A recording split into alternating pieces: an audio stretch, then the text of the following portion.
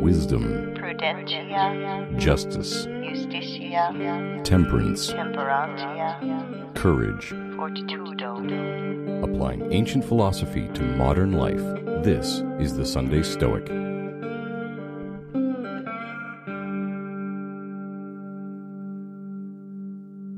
Welcome to the Sunday Stoic Podcast. My name is Steve, coming to you from Howard, Ohio, and I'm joined today by Dan. Welcome to the show again, Dan. Hello, everybody. How are things in New York? Well, today actually it's been raining cats and dogs, and the streets are all flooded, and people are worried that the subways were not going to be running anymore. Oh. And yeah, it's been an interesting day. If you hear lots of rain and winds howling in the background, that's what's going on. Then we'll know why. It's raining here as well. We're actually not too far apart. I think I'm six or so, maybe 7-8 hours drive from where you are. So we experience some of the same weather systems anyway. I've been watching my neighborhood's Facebook account, and they've got footage of people like in Dunkin' Donuts with the floodwaters coming in, and they're like, well, if I die, at least I'm going to die with Dunkin' Donuts in my stomach. You know? If we must die, we die with Dunkin' Donuts. Dunkin' Donuts is not a sponsor of the Sunday Stoic Podcast. So how are the leaves looking out your way before the rains came? Were they changing? Were they turning yellow and gold and all that? Yes, they are. In the parks, when I ride through, I get to look at that every morning. Yeah, I noticed it here as well. According to ancient lore, if I'm riffing here, so forgive me if I get a little wrong, but Persephone, I believe was her name, was brought down into Hades, into the underworld, and Demeter, her mother, was sad by this whenever her daughter would go away, and that's how they explained why we had winter and things. And so at this time of year, Persephone is being led into Hades, and Demeter is sad, and because of that, things are dying and the leaves are falling and all of that, which leads us to this time of year, which is often when we also think about death. Here in the U.S., Halloween is coming up, and that's a big holiday. By the time this episode airs, it will have already occurred, but we're still in that season where we're shifting. Days are getting shorter and leaves are falling, and we might think about those we've lost and things like that. And that brings us to today's episode, which involves thinking about death in order to not be terrified by it, as it were. And Dan's put in a lot of legwork in this week's episode. So Dan, would you like to take it away for a few minutes? I'd just like to start out by saying that, in the United States, and I suspect in much of the developed world, we distance ourselves from death and we try not to think about it at all. And we go through our lives acting as if we are immortal, and so are our loved ones. And ultimately, this sets us up for failure, because flux and change are the only constants in the universe, and death is an inevitable part of human life. And as previously mentioned in the episode about the premeditation of adversity, adverse events that are surprising or unlooked for are the most impactful.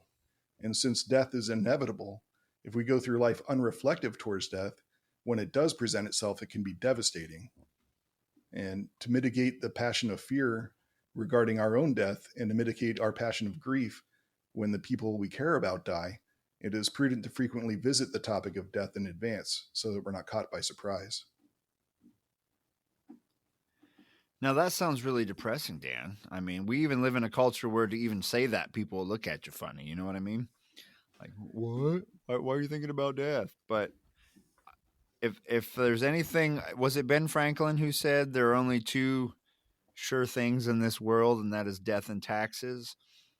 I'm not sure about the attribution, but I do know the phrase. Yes. Right. Yeah. Who knows who actually said it? But well, it might be in a book somewhere, but I just don't know for certain. I'm not sure either. But I've heard it attributed to him. But you know how that goes with the internet.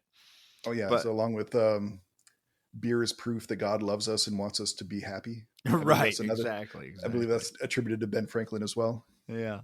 So what did the Stoics recommend, Dan? What should we do as practicing Stoics to make sure that death is not a surprise when a loved one, a pet, or we ourselves receive the news. What are we to do? Okay. Well, familiarizing yourself with the concept of death and mitigating your anxiety around death is freeing in a way, because death is the greatest of all human anxieties. So if you can mitigate your fear of death, it will likely have a spillover effect into other things which also cause you fear and anxiety. And I have a quote here from Seneca that touches on this. Sure. Think on death. In saying this, he bids us to think on freedom. He who has learned how to die has unlearned slavery. He is above any external power, or at any rate, he is beyond it. What terrors have prisons and bonds and bars for him? His way out is clear. There is only one chain which binds us to life, and that is the love of life. The chain may not be cast off, but it may be lessened, so that when necessity shall demand, nothing may hinder us from being ready to do at once that which at some time we are bound to do. Seneca, Letter 26. That's a pretty powerful one there. The idea that if you can overcome this fear of this one thing that absolutely is going to happen, then what else is there that can frighten you? Like, yeah, I agree. You're over it. I've listened to some stories, some autobiographies from World War II veterans, and they would often say something like, after going through this, there's nothing in the civilian world that should even traumatize me at all. Like, whatever. Oh, whoop-de-doo, I can't make my car payment this week. I'm not being shot at, like it's kind of like you're over death. You're not scared of that. Then what else is, really going to affect you at that point? Yeah. And then we have a reading by Epictetus. What disturbs men's minds is not events, but their judgments on events. For instance, death is nothing dreadful, or else Socrates would have thought it so. No, the only dreadful thing about death is men's judgment that death is dreadful. That's from the Enchiridion 5. So we all know Socrates willingly drank from the cup, the wrong grail, as it were. He drank from the chalice and drank the hemlock, yeah, and died, and thought that death was not an evil. And Socrates is something of a hero to the Stoics, sort of the founder of their school. I mean, not, we say Zeno's the founder, but Zeno wouldn't have gotten where he was without having read Socrates. Yeah, Zeno borrowed from a lot of people, but heavily from Socrates, yes. Yeah, absolutely. And so that's the guy they look to, kind of like how a Christian looks to Jesus, for example. A lot of these philosophers looked to Socrates and say, well, look, he didn't think it was evil. He's our role model. So let's roll with that, right? Yeah, kind of an appeal to authority. A little bit, yeah. You could argue that though he has the qualities that you admire the most, and like, I will admit I appeal to authority when someone tells me something about how physics works, and I'm like, well, I'm not Einstein. I will assume he knew what he was talking about. but yeah, we have to be careful not to just say, well, Socrates said it, so it has to be true. That is a slippery slope we must be aware of. Yep. So Stoicism is a Socratic school, which means that the Stoics viewed themselves to be the intellectual descendants of Socrates, and that they were carrying on his tradition. And much of the Stoic attitude regarding death comes from Socrates. And there are 3 Platonic dialogues that center around the trial, imprisonment, and death of Socrates. And they're the Apology, the Crito, and the Phaedo. Stoicism inherited many things from Socrates, and some of that inheritance was his views of death. And following are 2 quotes from the Apology.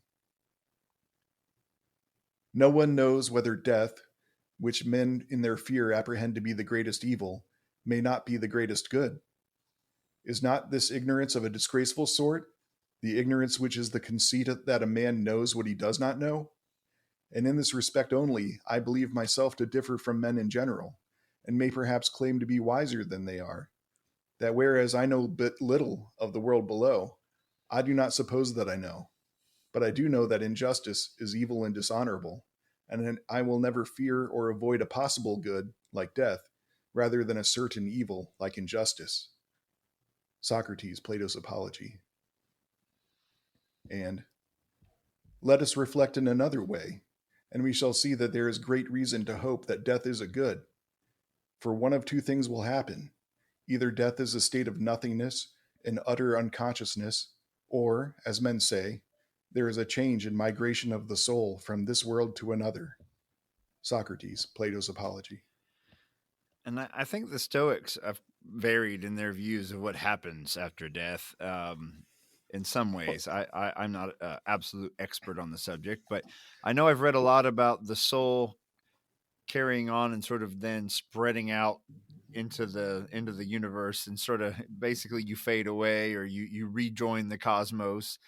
But I also know that the Epicureans, I think they assumed you kind of fade away, and Epicurus, I'm not going to I don't have the quote in front of me, I'm just running from memory here, but according to legend, on his gravestone it said something like, I was not, I was, I am not, I do not mind. And I think I even read, I can't remember for sure, but I thought I read that Massimo Pigliucci was thinking of putting that on his own gravestone one day. But the idea is, I was not, so I was. So at one point I did not exist. And and if you think about it, you're not afraid of what things were like before you existed. It was just a state of non-being. And then I was, and now I am not. And once again, I'm in a state of non-being, so I do not mind. And of course, there's the quote that shows up in Gladiator, I think. Dan, isn't that right? The where I am, death is not. Where death is, I am not. And there's even a similar quote in Seneca. Death arrives. It would be a thing to dread if it could remain with you. But death must either not come at all, or else it must come and pass away. Seneca, Letter 4. And we might as well hear from Marcus while we're at it. From Book 4:17 of the Meditations. Do not act as if you had 10,000 years to throw away. Death stands at your elbow.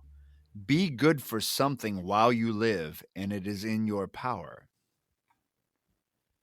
So all of these calls are either calls to action or calls to at least not fear the inevitable. And if we can overcome the fear, we can live a much freer life. And if we can remember that one day the lights will go out, we can make the most use of the light while we have it. And that's two of the important messages I get from these readings. What are your personal thoughts on all this, Dan? I find the concept persuasive that, you just try to think back as far as you can, and you realize that all the time before your life obviously does not trouble or disturb you. And therefore, the time after you die should not trouble or disturb you either, because, you came from nothing and you're going back to nothing. And, if the Stoics were correct, that we're each entrusted with a portion of the divine logos, and when we die, we return that portion of the divine logos to the divine logos, then that's as close to the afterlife. Like a drop of water going back to the ocean. To the ocean. That's right. Mm-hmm. Yeah. So something to think about there. The idea that if you think about it, the Stoics say that all we have is this exact moment. The present is all that you really have. The past is out of your power. The future is uncertain and out of your direct power. You only exist now. And when you're done, according to the Stoics, everything's kind of fated to be the way it's supposed to be. And you have lived your complete life, and you must bow and exit the stage as gracefully as possible, and be grateful for the time you had. And I think being grateful and accepting that this is the way reality works will go a long way to to helping us to live better lives. Anything else you'd like to add today, Dan?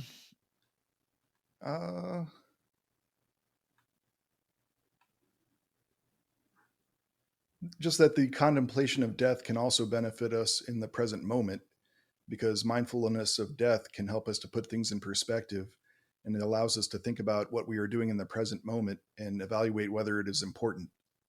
We can hypothetically think to ourselves, when I'm dying, will I have wanted to do more of what I'm doing now, or will I have viewed this as wasted time?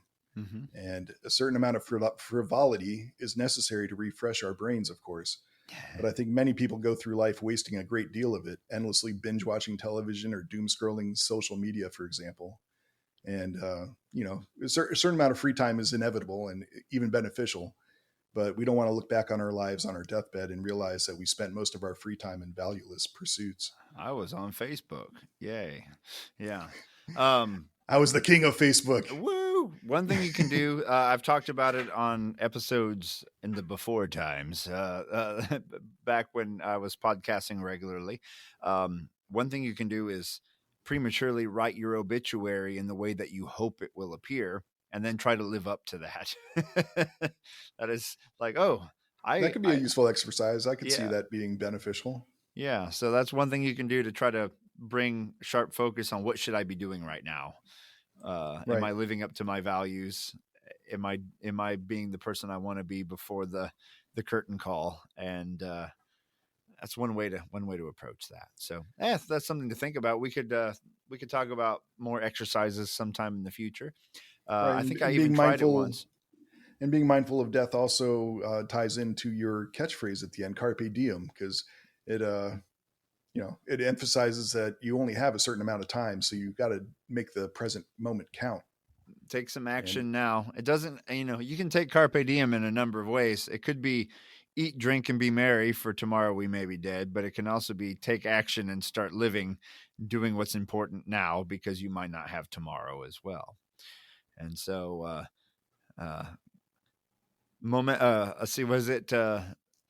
memento mori ergo carpe diem, remember death, therefore seize the day. Something like that is a way to tie the two together.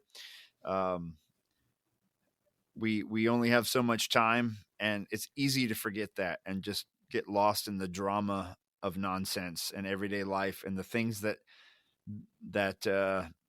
some try to make you feel passionate about or distract you with, rather than thinking for yourself and navigating a true course and living authentically, to use a catchphrase, while you still can. So, well, Dan, thanks for your research today and finding those awesome quotes. And I hope you don't float away before I talk to you again. I'm confident. I'm on the 7th floor of my building, so I should be all right. All right. Well, I'm pulling for you. I think you'll probably be fine then. But we can always plan ahead, right? Expect evils to come. Get your life raft ready just in case. Yeah, I'm already anticipating maybe my commute tomorrow might be interesting. So yeah, I bet. Well, Dan, good luck with everything. I appreciate it, and we'll talk soon. And to everyone else out there, including Dan, don't forget, you will die. Therefore, carpe diem.